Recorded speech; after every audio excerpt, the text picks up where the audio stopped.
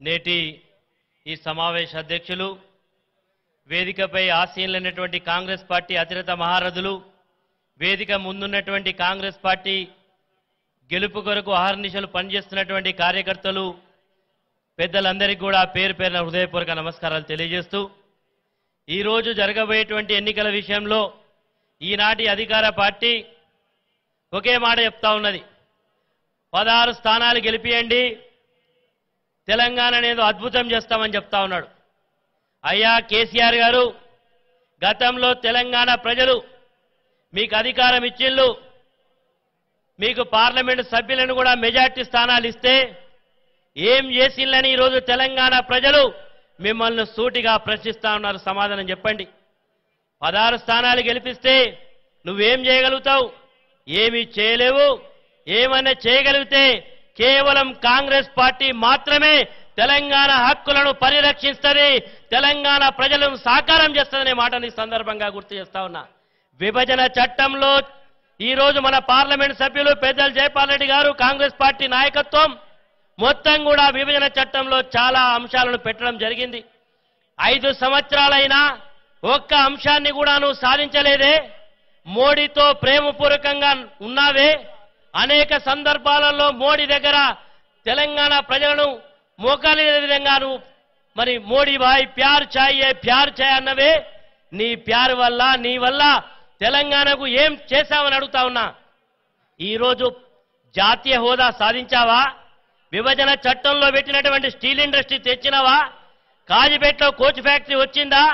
వరంగల్లో tribal university వచ్చిందా ఏం చేసినావని మళ్ళీ నీకు ఒకసారి ఓటేస్తే నువ్వు ఏం చేయగలుగుతావు నీకు ఓటు వేస్తే మోడీకి వేసినట్టే మోడీకి వేసినా నీకు వేసినట్టే కాబట్టి విజ్ఞులైనటువంటి తెలంగాణ సమాజం ఖచ్చితంగా భారత ప్రధానిగా రాహుల్ గాంధీ గారిని చేసినట్టయితేనే తెలంగాణకు రావాల్సినటువంటి ప్రాజెక్టుల విషయంలో కానీ ఈ దేశాన్ని సుస్థిరంగా పరిపాలన చేసే అవకాశాన్ని కాంగ్రెస్ పార్టీ వల్లనే సాధ్యమవుతుంది కాబట్టి ఈ రోజు మొత్తం కూడా ఈ రోజు జరుగుతున్నటువంటి ఎన్నికలు